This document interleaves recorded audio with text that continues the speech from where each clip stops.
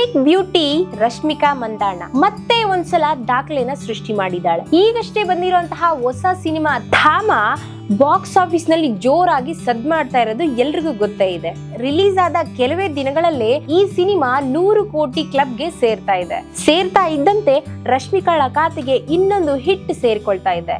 ಜನರು ಅವಳ ಅಭಿನಯ, ನಗೆ, ಸ್ಟೈಲ್ ಎಲ್ಲದಕ್ಕೂ ಫುಲ್ ಕ್ಲಾಪ್ಸ್ ಮಾಡಿದ್ದಾರೆ.